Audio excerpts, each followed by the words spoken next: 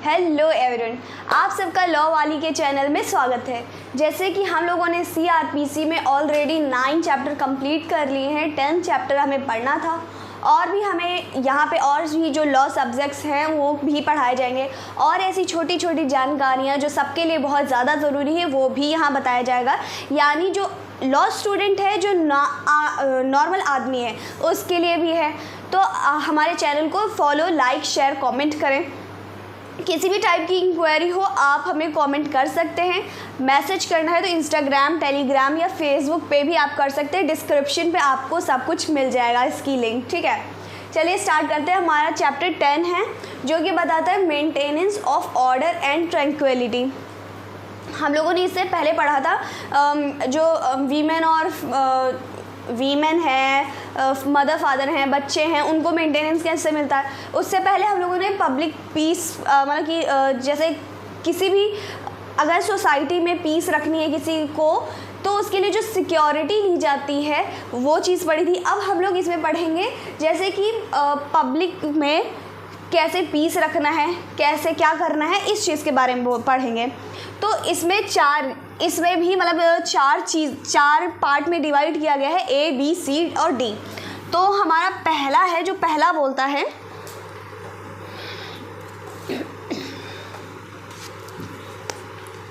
हम लोग आज के वीडियो में पहला पार्ट पढ़ेंगे, नेक्स्ट के पार्ट हम लोग नेक्स्ट वीडियो में पढ़ेंगे। तो पहला पार्ट हमारा है अनलॉफुल असेंबली।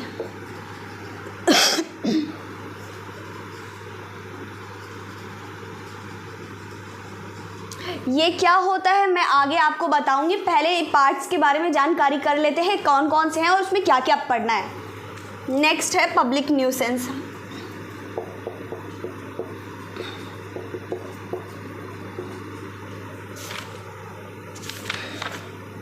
नेक्स्ट है अर्जेंट केसेस ऑफ न्यूसेंस और एप्रीहेंडेड डेंजर।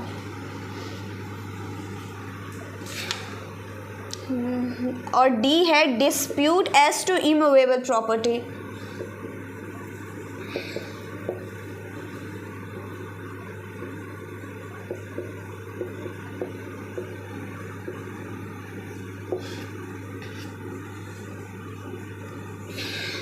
चलिए ये है A, B, C और D। आज के वीडियो में हम लोग इसमें अनलॉफुल असेंबली का पढ़ेंगे जिसमें कि 3 सेक्शन है सिर्फ, ठीक है। तो चलिए बैरक उठाइए अपनी। पहले इसको समझते हैं ये है क्या। जैसे मतलब अनलॉफुल असेंबली क्या है।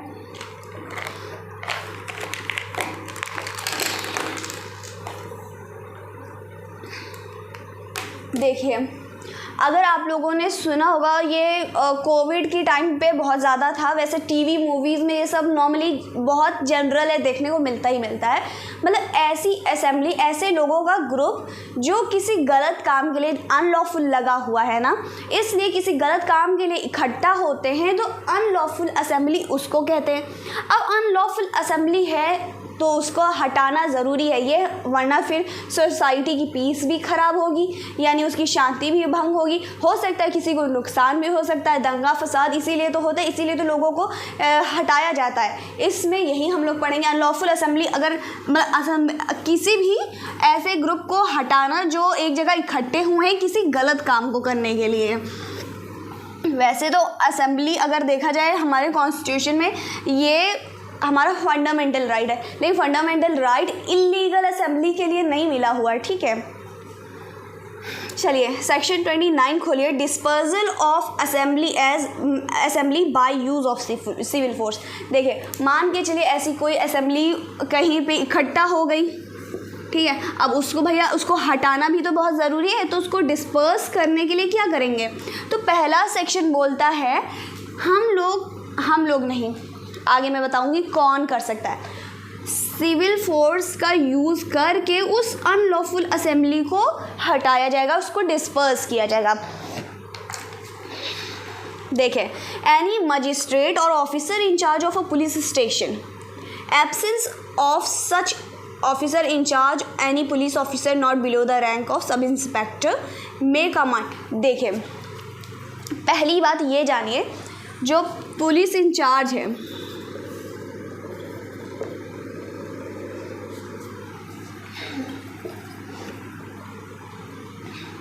मान के चलिए ये एब्सेंट हो जाते हैं किसी भी रीजन वश, तो कौन करेगा? जो not below the rank of sub inspector.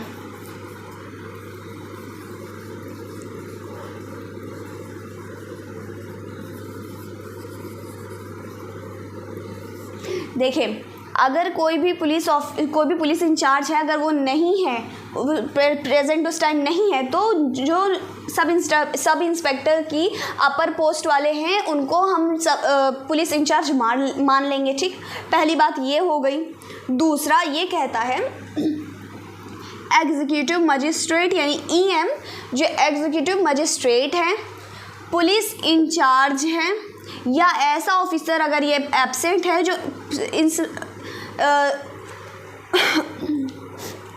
जो कि सब इंस्पेक्टर से बिलो के नहीं होने चाहिए, वो लोग ऑर्डर कर सकते हैं कि भैया इस असेंबली को हटाया जाए, साथ में सिविल फोर्स को यूज़ कर सकते हैं। ठीक है,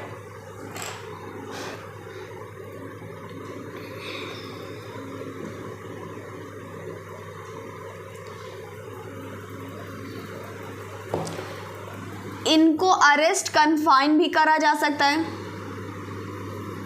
जो अनलॉफुल असेंबली किया है तो उसको अरेस्ट कन्फाइन तो करना पड़ेगा ही भैया, अगर पकड़े गए हैं और नहीं मान रहे हैं तो फिर से मैं बताती हूँ इस सेक्शन में क्या जनरली कहा गया है।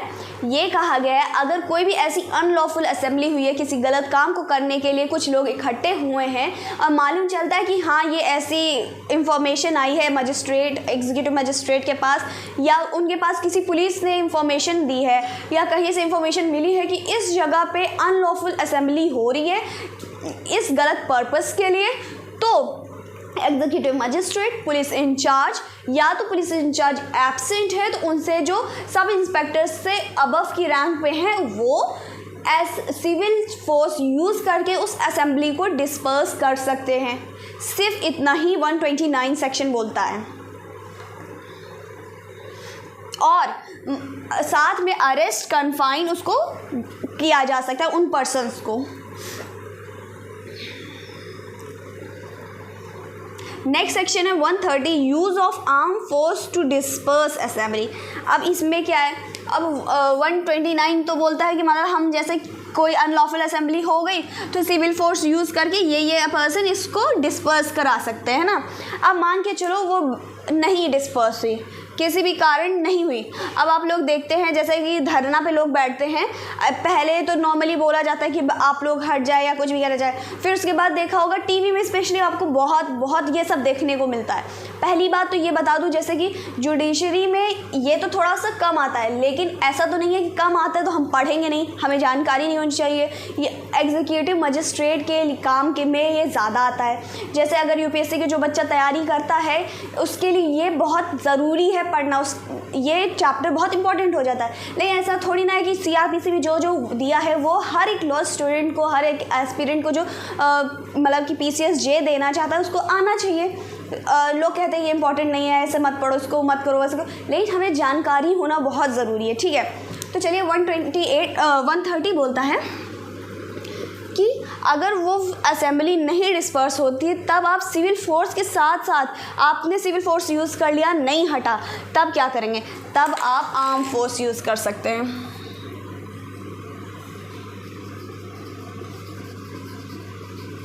ठीक है, मतलब अगर सिविल फोर्स से नहीं हटता है तो आप आर्म फोर्स यूज़ कर सकते हैं। तो पढ़िए, इसको लिखा है if any such assembly can not be otherwise disperse and if it is necessary for public security that it should be dispersed, the executive magistrate of higher rank who is present cause disperse as armed force। देखिए executive magistrate जो higher rank के हैं वो इस assembly को disperse करा सकते हैं बाय यूजिंग आर्म फोर्स। ठीक, देखिए उसमें यही लिखा है ना कि अगर किसी भी तरीके से वो डिस्पर्स नहीं हो पा रही है तो आप एग्जीक्यूटिव मजिस्ट्रेट जो हाई रैंक के हैं वो आर्म फोर्स यूज़ करके उसको डिस्पर्स करा सकते हैं। जो अब देखिए, अब डिस्पर्स क्यों कराया जा रहा है, कॉमन सी बात है, पब्लिक सिक्योरिटी के लिए, है ना, पब्लिक सिक्योरिटी ख़राब हो सकती है इसलिए उसको डिस्पर्स कराया जा रहा है। वरना क्या ही फ़र्क पड़ता है, लोग असेंबली कर रहे हैं, ठीक है, कर रहे हैं, करने दो, क्या जाता है, लेकिन इससे तो सिक्योरिटी ख़राब हो रही है ना, लोगों को प्रॉब्लम आ रही है, तो फिर तो ये करना ज़रूरी ही है।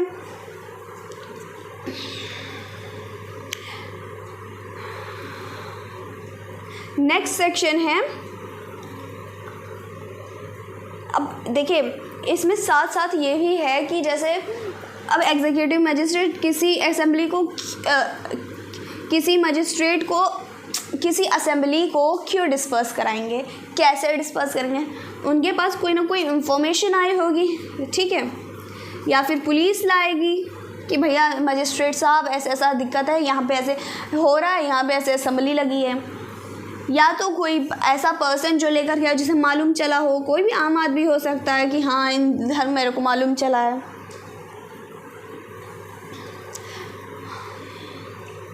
और जैसे हम लोगों ने जैसे प्रीवियस ये पढ़ा था कि जैसे क्लासेस ऑफ कोर्ट्स पढ़ी थी, कई बच्चों को अगर वो लोग नहीं देखे होंगे हमारे प्रीवियस वीडियोस, तो उन्हें ये नहीं मालूम होगा एग्जीक्यूटिव मजिस्ट्रेट कौन होते हैं ना। अगर नहीं देखा तो ज़रूर देख लीजिए, लेकिन मैं फिर भी बता देती हूँ। एग्जीक्यूटिव मजिस्ट्रेट के अंदर DM, SDM, ये ADM, ये लोग आते हैं, एग्जीक्यूटिव के पद के अंदर आते हैं ना, ये सबसे हायर रैंक के होते हैं। इस तरह मतलब कि ये लोग ये ऑर्डर पास कर सकते हैं, असेंबली को डिस्पर्स करा सकते हैं, ठीक। नेक्स्ट सेक्शन 131 जो कि बोलता है power of certain arm force officers to disperse assembly. अब 131 का क्या मतलब है, देखिए आप रिलेट करिएगा, ठीक है, पढ़ते पढ़ते साथ में इसको देखिएगा, पहला सेक्शन क्या बोल रहा है, सेकंड क्या बोल रहा है, फिर थर्ड क्या बोल रहा है। बहुत ही इजी, बहुत ज़्यादा आसानी से समझ में आ जाएगा। याद करिए, हम लोगों ने पहला 129 में पढ़ा, किसी अनलॉफुल असेंबली को हटाने की, ये अनलॉफुल असेंबली हुई, इसको डिस्पर्स कराना है। हमने यूज़ की, मतलब इस हमारे एग्जीक्यूटिव मजिस्ट्रेट पुलिस इंचार्ज ने क्या किया, सिविल फोर्स यूज़ करके उसको डिस्पर्स कराया। मान के चले नहीं डिस्पर्स हुई, तब क्या करेंगे, फिर जो एग्जीक्यूटिव मजिस्ट्रेट हैं हायर रैंक के, उन्होंने आर्म फोर्स का यूज़ किया डिस्पर्स कराने के लिए, नहीं डिस्पर्स हुआ, तब क्या करेंगे। देखिए मान के चलिए एग्जीक्यूटिव मजिस्ट्रेट किसी भी कारणवश नहीं प्रेजेंट है, तो क्या ये आर्म फोर्स का कोई भी कमांड करके उस अनलॉफुल असेंबली को डिस्पर्स कराया जा सकता है। तो यही 131 बोलता है कि अगर नहीं प्रेजेंट है तो ये आर्म फोर्स में कमांड करके ये लोग भी डिस्पर्स करा सकते हैं असेंबली को। देखिए पढ़िएगा, when the public security is manifest in danger, सीधी सी बात है, अगर पब्लिक सिक्योरिटी इन डेंजर है, पब्लिक सिक्योरिटी ही डेंजर में है, तब क्या करेंगे, तब तो हमें कुछ ना कुछ एक्शन लेना ही पड़ेगा ना। तो bye such assembly and no executive magistrate can be communicated with any commandant or gadget officer or armed force may disperse with the help of armed force officer। देखिए अब एग्जीक्यूटिव मजिस्ट्रेट 131, अब executive magistrate से बात नहीं हो पाई, उन्होंने कोई भी कमांड नहीं दिया है, और अब कमांड दिया जाएगा तो ऑफिशियल गजेट होता है उन लोगों का, है ना। ऐसे तो नहीं है जाइए हमने बोल दिया हो गया काम, ऐसे तो नहीं होता, हर चीज़ का प्रोसीजर होता है, हर चीज़ का प्रॉपर ढंग होता है करने का, तो उनसे नहीं बात हो पाई। तो जो ऑफिसर्स होते हैं कमांड के आर्म के, वो उस असेंबली को डिस्पर्स करा सकते हैं, क्योंकि हम ऑर्डर के चक्कर में पड़े रहें और यहाँ पे सिक्योरिटी ख़राब हो जाए, लोगों को नुकसान हो जाए, दिक्कत हो जाए, क्या प्रॉब्लम हो जाए भगवान जाने, तो क्या इस तरह में छोड़ नहीं देंगे। इसलिए इसमें 131 में इस आर्म फोर्स को पावर मिली है कि उस असेंबली को डिस्पर्स कराया जा सकता है। उस टाइम ऐसे पर्सन मिलते हैं जो ये काम गलत कर रहे हैं, उनको अरेस्ट कन्फाइन भी किया जा सकता है, ठीक। नेक्स्ट सेक्शन हमारा बोलता है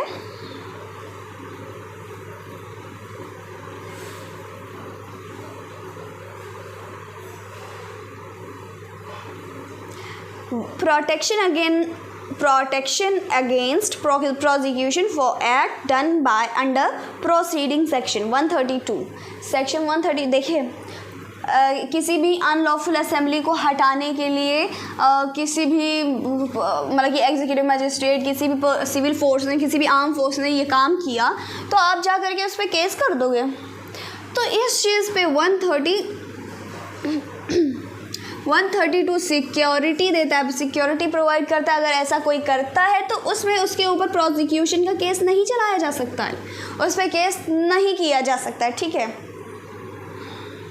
देखिए लिखा हुआ है, no prosecution against any person for any act purporting to the done under section 129, 30, 31। तो ये 129, 130, 131 के अंदर अगर कोई भी काम ऐसा करता है तो उसके आप अगेंस्ट प्रोसिक्यूशन नहीं चला सकते हैं। No prosecution against any person, ठीक। अगर किसी भी अब देखिए, हमें अब ऐसा तो है नहीं कि हम प्रोसिक्यूशन में हम कुछ कर ही नहीं सकते, हमारे पास कोई राइट नहीं बचा। हो सकता है कि हम सही हों, गलत हमारे ऊपर चार्ज कर दिया गया, हम गलत असेंबली का नाम दे दिया गया, ऐसा भी तो हो सकता है। तो सेंट्रल BA बोलता है सेंट्रल गवर्नमेंट से सैंक्शन ले करके आप कर सकते हैं, ठीक है। या अगर आपको फिर भी करना है, पहला तो बोलता है क्लॉज कि भैया नहीं आप प्रोसिक्यूशन करते हैं, लेकिन फिर भी A और B में लिखा हुआ है सेंट्रल और स्टेट दोनों में सैंक्शन ले करके आप कर सकते हैं। अब सेंट्रल और स्टेट गवर्नमेंट ऐसे थोड़ी ना दे देगी आपने गलत काम भी किया और प्रोसिक्यूशन भी स्टार्ट कर दो, ऐसा नहीं होता है।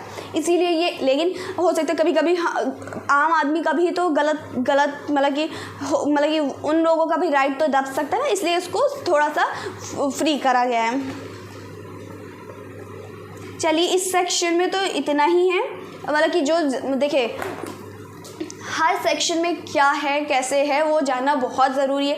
चाहे CRPC का कोई भी चैप्टर हो, चाहे चैप्टर 7 हो, कई लोग चैप्टर 7 नहीं पढ़ाते, कई लोग चैप्टर 4 नहीं पढ़ाते हैं, कहते हैं कि इम्पॉर्टेंट नहीं। लेकिन इम्पॉर्टेंट नहीं है तो बच्चे को पढ़ाया नहीं जाएगा तो ऐसा है नहीं, ये गलत भी है। बच्चों को हर चीज़ मालूम होना चाहिए। हाँ अब देखिए इस सेक्शन में ये बोला जाता है, ये तो एटलीस्ट मालूम होना चाहिए ना कि बच्चों को। तो हम अपने इस चैनल में सारे के सारे A to Z sections cover करेंगे, चाहे कोई भी चैप्टर हो, इम्पॉर्टेंट से इम्पॉर्टेंट, नॉन इम्पॉर्टेंट से नॉन इम्पॉर्टेंट। और बहुत इम्पॉर्टेंट तो होता है लेकिन ख़राब कोई नहीं होता। पढ़ना हमें हमें जानना सब कुछ चाहिए, ठीक है। चलिए अगर आपको किसी भी टाइप की क्वेरी हो आप हमें कमेंट करिएगा, हम रिप्लाई ज़रूर करेंगे। और कुछ जानना हो तो भी आप कमेंट कर सकते हैं, हम उसके लिए वीडियो ज़रूर बनाएंगे। जैसे कि हम लोगों से मतलब कई बच्चों ने कमेंट किया था, कई लोगों ने कमेंट किया था LLB कैसे करें, क्या क्राइटेरिया है, कैसे करना है, चेक बाउंस होता है तो कैसे करना है। ऐसे कई चीज़ें हैं जो लोग मुझे मैसेज करते हैं और फिर हमने लोगों ने इसमें वीडियोस भी बनाए हैं। आप लोग हमारे में चेक कर सकते हैं और कैसा लगा शेयर लाइक करें। Thank you.